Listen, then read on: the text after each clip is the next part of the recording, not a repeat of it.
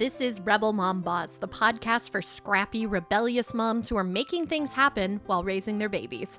My name is Robyn Flynn, a scrappy, rebellious mom myself, and the founder and managing director of Robyn Flynn Media. I'm also a mom to a beautiful toddler named Peyton. We do things a little bit differently here, so buckle up and welcome to the rebellion. Depending on who you ask, it certainly can be a man's world out there, especially in sports and especially in sports broadcasting. It's getting better, but it's still not where it needs to be. Today, I'm super excited to be joined by two incredible moms who are breaking barriers and redefining what it means to thrive, both in sports media and in motherhood. Jenn Hildreth is a dynamic ESPN broadcaster, and Aimee Leone is the vice president of talent relations at Fox Sports. They are here to share their journeys as leaders, mothers, trailblazers, sportscasters in an industry that hasn't historically made a whole lot of space for women, especially if you're trying to change diapers in between your deadlines. They're also here to talk about their new book. So excited to have my hands on a copy of Tough as a Mother. It is a must read. It is equal parts honest, funny, inspiring, and I absolutely loved it. And I read it all in one sitting. So I'm super happy to have both Jenn and Aimee here. Thank you so much for being on Rebel Mom Boss. Oh, we're excited to be here. Thank you. Thank you for having us. And thank you for sharing that it's an easy mom read. That was one of our goals. We know the challenges working moms face, and time is at a premium. So being able to sit down, pick it up when you want, read it pretty quickly and enjoy, we're glad you found it to be exactly what we had hoped. Exactly. And there are natural pauses. Like, I don't know about you, but I'm very type A, and, I don't just pause in the middle of a page if I want to finish my chapter, and it's very well broken up into manageable chunks. So it's perfect to read during nap time or, in between pick up for dance class, whatever the case may be. It's perfect for that. It's also readable in one evening, I came to find out, which is cool. So I'm so excited about this conversation because I got my start in media working in sports radio.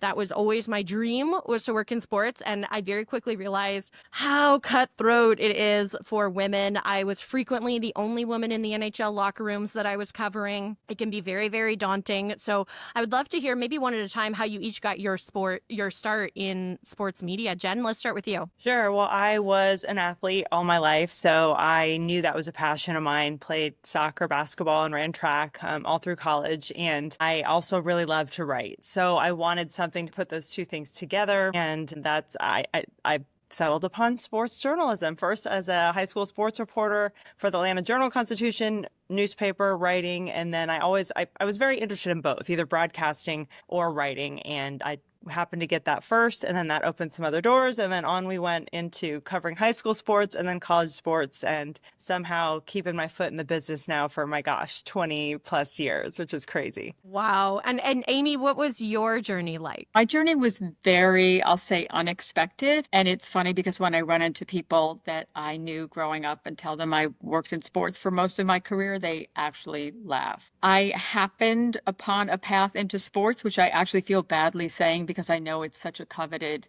business right now and so competitive. But I started in entertainment and found my way into the Olympics, which is sort of that hybrid space of sports where sports and entertainment meet. And I just got sucked in, and I have been here ever since. I love that.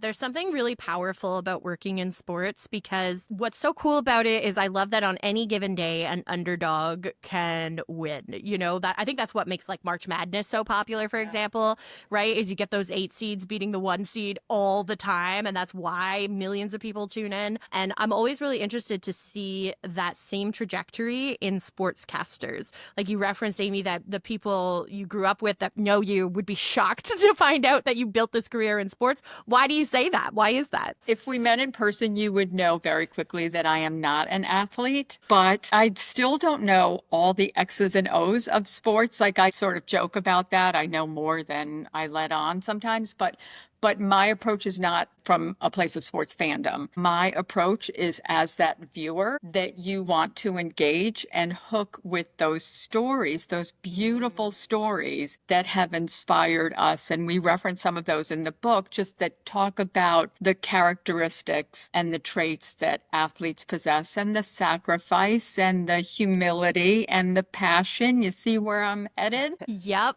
I mean, there's a reason why we have like 4-hour pregame shows on NFL Sunday, right? It's because we want to learn about that kid who grew up from nothing and got a scholarship and made something and bought his mom a house. Like, those are the stories that connect the average people to the sport. Like, the guys that love football and have always loved, they're going to watch no matter what. They're already hooked. I think as sportscasters, it's our job to bring in the people who aren't necessarily hooked, who are tuning in for the first time, casually watching. We want to bring them back every week. And the way we do that can look different, right? Like, if I can reference Swifties all of a sudden tuning into Kansas City Chiefs games this year, I'm a huge Swiftie, and I watched every single Chiefs game this year. Like, it was absolutely wild. I mean, I'm a huge sports fan to begin with, but it's crazy the different ways, the different entry points that we see. Jenn, how has that shifted in, the 20 years that you've been working in sports? Yeah, well, I think it always comes back to storytelling. And I also do feel like that is a more feminine approach where we as women, I mean, market research generally will tell you this as well, connect to stories and to people. We want to follow personalities. We talk about this I do college basketball for ESPN as well. And we talk about that all the time you're right, like your average sports fan is going to tune in to watch whoever their team is. On the women's side, they really follow the stars. And that holds true for the way that teams now market them, and Caitlin Clark's impact, Angel Reese, all these players who the name, and now you're into the sport. So I think there was a different approach in how you do it. But to me, it has always come back to storytelling. And I think going back to the women in sports thing, a lot of the women we talk to, Katie Witham is a reporter in the book, and she talks about this, that you feel this responsibility because you have earned this coveted seat at the table. So how do you present and how do you represent for all women? And that is a heavy load to shoulder. And then you add being a mom into the mix, and now all of a sudden you're afraid to show this other side of yourself that could potentially be seen as a weakness because you're being torn in two directions at once. Every working mom knows what that feeling is like and how hard it truly is. And the mom guilt, that I can laugh at that now. I mean, that mom guilt is sort of a catchy term, but it's real and it hurts. And it probably is the biggest thing that I think challenges working moms to wonder if they can really do all of this. So all of that to be said, we have had these conversations to try to empower women to show that side of themselves and to show that it is not a weakness. It is a look at who you are as a whole person, and that is valuable. And people need to accept that and not look at it as a weakness, because it absolutely is not. Is it hard? Does it make it harder sometimes? Yes, but it's a part of who you are. It's still relatively recent that it's not viewed as a weakness. And in some places of the world, it probably still is. Like, if I think back, my grandmother, when she found out she was pregnant, got fired. That was just, standard practice in the 50s and 60s. And like, she just accepted that, like, oh yeah, I'm pregnant. They don't want me working here anymore. Like, that was super normal. Now you'd have a lawsuit on your hands. Yeah. Like, that's absolutely not okay. But I think where we've sort of come from that is that we're afraid to share our journeys as mothers because we don't want to be perceived as less competent, distracted, when in reality, I don't know if this is the case for you, Aimee. I feel like my motherhood journey is my superpower because I have to be able to compartmentalize, be super organized, and I manage so many things all at once, multitasking. So I feel like I'm probably better qualified to do these kinds of things. Yeah, totally agree. And the efficiencies, right? Like I was joking with Jenn, we were together for some stuff in New York, and as I cut across the street diagonally when you should go that way and then that way. I don't encourage diagonal cutting across the street. However, as I said to Jenn, I operate in an efficiency model. That's what having all these different parts of my life has led me to. And I would say the opposite holds true. Working in sports, and as I alluded to some of those qualities of sacrifice and humility and passion, working in sports sort of prepared me for motherhood. Those qualities that we break this book down into, what we call our tenets of tough motherhood, tough mommy tenets. And there are 9, one for each month of pregnancy, because we really leaned in on this mommy analogy. Those are qualities that elite athletes possess that working moms bring to the table every single day. Yeah, I want to get more into some of the stuff in the book that really stood out to me because, as I was telling you guys before we started recording, I'm a huge dork. So I busted out my highlighter. Oh, I've I got love it. love a highlighter. Post-its, which I've always loved doing this because then when I lend books, like I'm a big lender, they see my notes and the parts that were meaningful to me. And then maybe they can add theirs in a different color. And maybe there are certain things that resonate differently with people. So what I've highlighted is what resonated with me personally. So specifically, this was like really early. This is like in the introduction. The first thing I highlighted Okay. was when you're pumping in a bathroom stall, explaining to your child that you can't make it to their school concert, crying in your shower, or feeling sick from the crippling fear that you cannot do it all as a working mom, we are here to remind you that yes, you can. And I feel like that's something that so many moms are missing is just somebody telling them, like, you can do this. My personal experience was that when my daughter was born, I had a huge village surrounding us. People were coming over with food. They were offering to fold my laundry. I'll hold the baby so you can go take a shower. And then when she made it out of that newborn phase, all of a sudden that help just sort of dries up.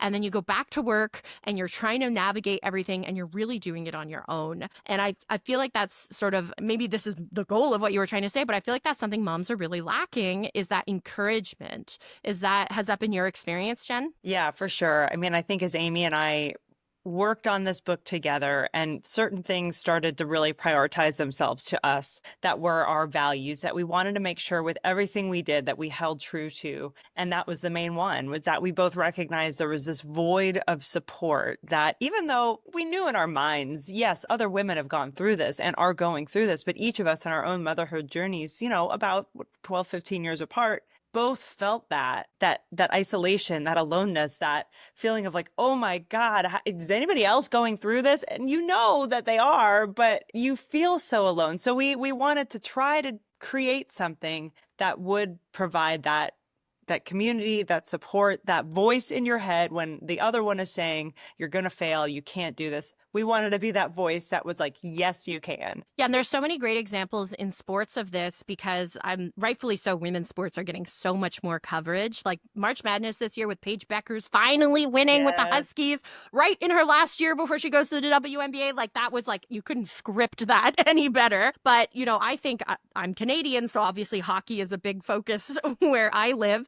And I'm thinking of women's hockey. I remember so clearly there was a women's hockey player named Carolyn Ouellette. She's retired now, but she played for Team Canada for years, has several Olympic gold medals. And she came back to play hockey 53 days after she gave birth to her daughter. Wow. And like, my daughter's 3, and I don't think I could go play hockey right now. So, it's unbelievable how tough these athletes are and how motivated they are. But the takeaway for me is that is true of all moms. I think we're so much tougher than we realize. Did you have a moment, Aimee, where you had a moment like that where you realized, wow, I'm so much stronger than I ever thought? I think there were moments sprinkled along the way, and that excerpt that you read and that you highlighted, thank you for that. That actually kind of gave me goosebumps a little bit to hear it back like that and to see that it was impactful for you, because that's what we want, right? But that was actually a compilation of some of our combined experiences. And that stuff's real. And that's what we wanted to do. We wanted to be real.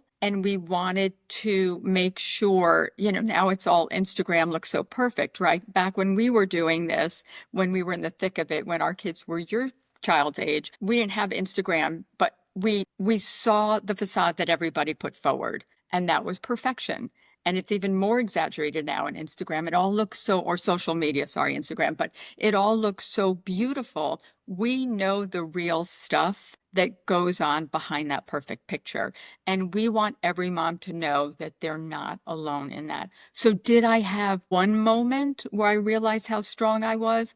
I think there were many sprinkled throughout my child raising days. Yep. And it changes, right? Like you Yeah. can be, if you have a child that's colicky or doesn't sleep well, then you've the toddler years, which I'm in the thick of, which Mhm. are a whole challenge unto themselves. Teenage years, like there are so many different challenges along the way. And that's very true of working in sports, right? Because you can go in, I've covered games where, the home team was losing 5-0. There's 5 minutes left in the game and you're like, okay, well, I know my story, right? You've got a plan. And then all of a sudden they score score and they score.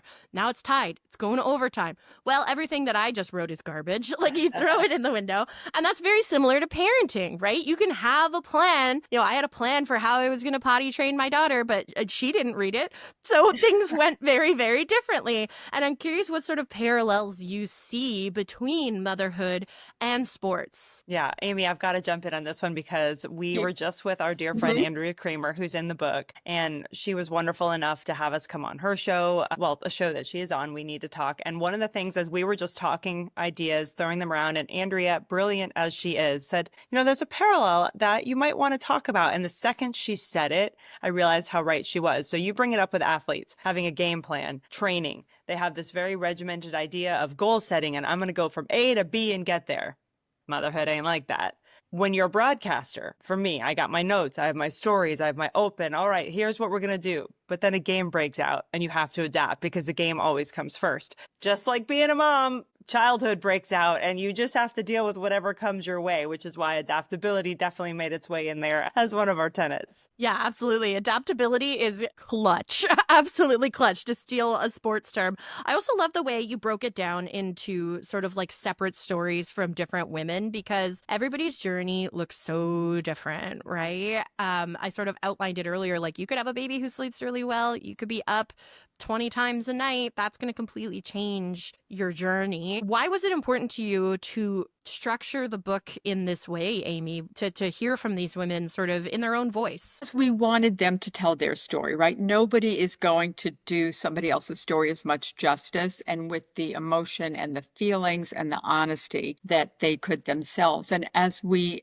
talked to them and had these conversations, one, we were so surprised how many women wanted to be a part of this, and two, how much it meant to them to share their honesty to empower and support other working moms. And that, we talked about it yesterday as well, that inspired both Jenn and me to be as honest as we could with our own stories. So in their own words was really the only way we could really honor their story. I like that. I love that. And I think, at first glance, you may think, I'm not an athlete. I don't know if you're a mom, period, whether you're a working mom, a stay-at-home mom, this book is for you, because you will see a piece of yourself at some point in this book.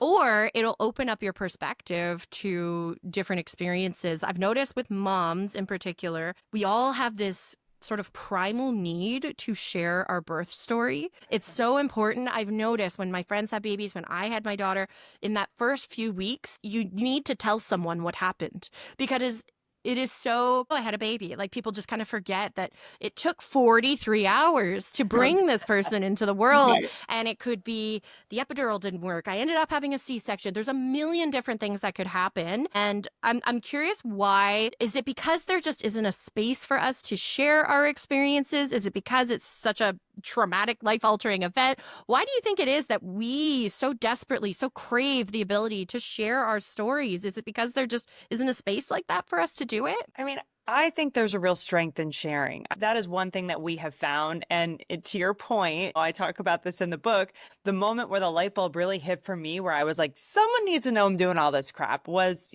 sitting on the suitcase in the middle of the bathroom in the airport pumping, because that's what I had to do. There was no place for me to go back when I was doing this the first time around. There was no stall with an outlet. I didn't yet have like the new fancy ones that can go in your bra.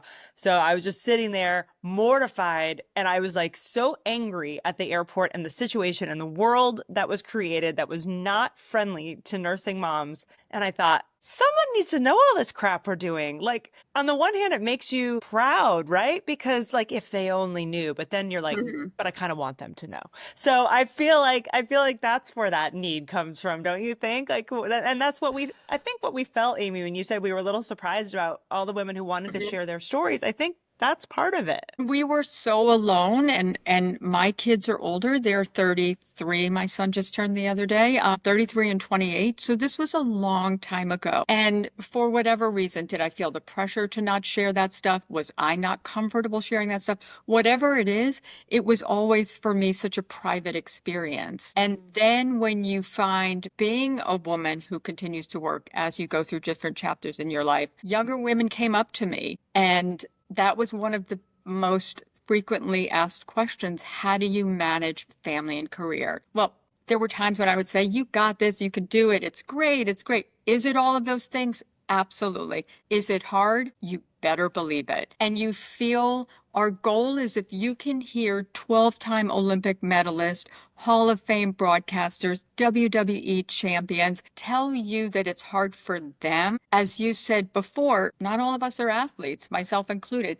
If it's hard for them, our hope is that you are okay knowing that it's hard for you. And you are reminded through their stories that you are absolutely not alone. Is there one story or message or excerpt from the book that really stood out to you that either surprised you, made you laugh, made you cry? I would love to hear from both of you on this, actually. Jen, do you want to start? Oh, I get to go first. I don't know. Okay, we've talked about this so much, and we even quiz each other sometimes. Like, if you get asked, which one are you going to pick? And I want to give you a really genuine answer and not just what pops into my head first. But there is one that does come into my head a lot, and it is a message that comes through, and we loved it so much we even put it on a pencil. And it's Allison Williams, who is a reporter now at Fox Sports, and it's what we've been talking about, where showing that side of you is not only okay, it's encouraged, and you should do it and be proud of it. And she calls it Mother Out Loud. She wants all moms out there to be who they are, show that side of them, show when they're tired, and it's okay.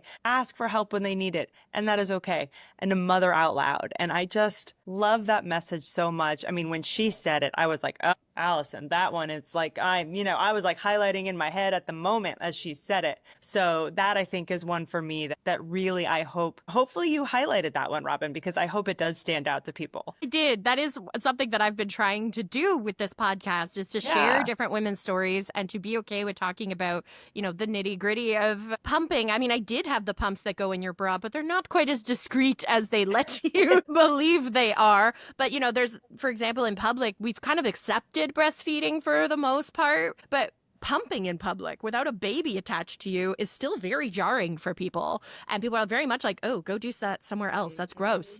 So we still have a long way to come. Aimee, what's something from the book that really stood out to you? It's so hard to pick. They were every single one of them. And I'm not just saying this to be nice to all of our mamas, but every single one of them changed me. They were such beautiful stories because for so long I've watched these women, whether it was Pamela McGee in the WNBA as a mom, like, wow, she's got this. But hearing her story of how challenging that was really eye-opening.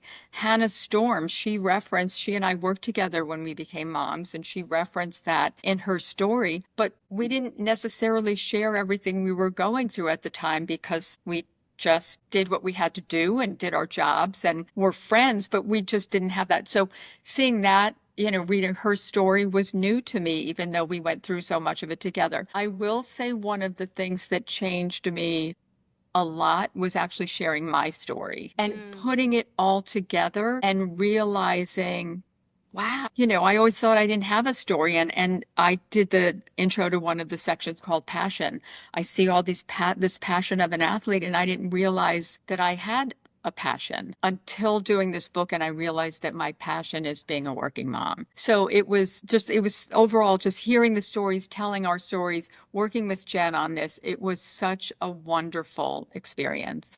Oh, Aimee, making me cry. Robyn, I want to know what stood out to you. Can you tell us what really moved you? Yeah, I didn't write the book, so I can pick favorites. So I have the book open to the part that stood out to you. It's great that you referenced passion, Aimee, because my favorite part came from that section, and it was Jessica Mendoza's story. Because I remember I was just sort of starting in sports, I guess, when she sort of came onto the scene as an analyst. And I remember so clearly the criticism that she faced from men who were like, who's this softball player who's talking about baseball? And she talked about balancing motherhood. Like, there's even a part where she says, even if you bring them with you, you put them on your lap during a broadcast, you put coloring packets in front of them. If they say something, it's live on the air, and kids are unpredictable. And, I've done live on air things from home because of the magic of the 21st century, where my daughter is bust into my office, Mommy, and like, I'm live on the air. Like, you can't take that back. Like, that's just the reality of being a mom. And in the moment, you're mortified. You don't know what to do. But that, like, why are we so mortified? And that was sort of what that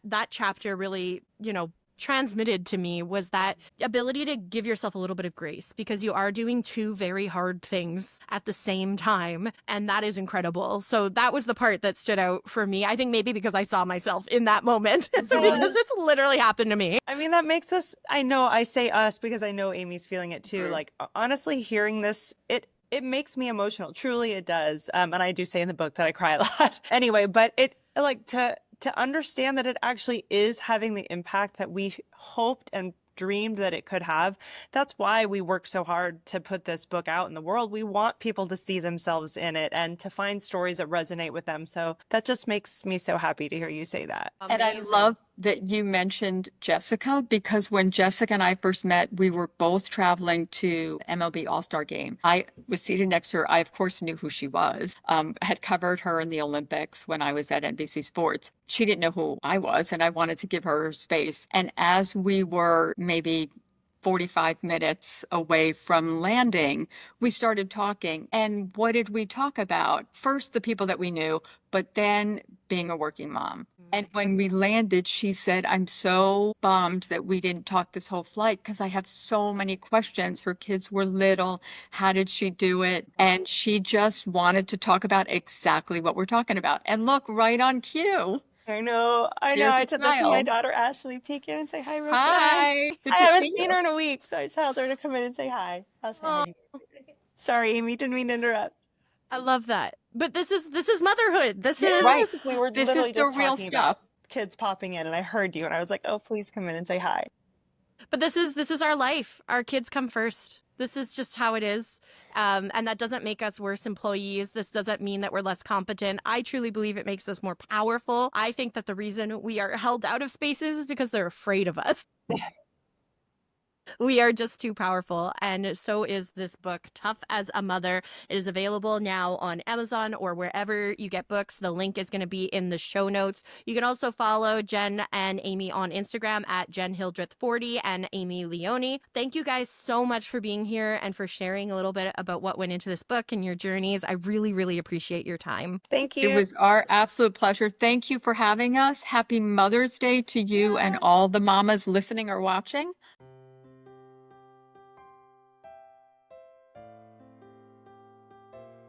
If you like what you heard today, make sure you follow and subscribe to Rebel Mom Boss with Robyn Flynn wherever you get your podcasts. Oh, and make sure to leave a review because that's how other moms will find the podcast too. Until next week.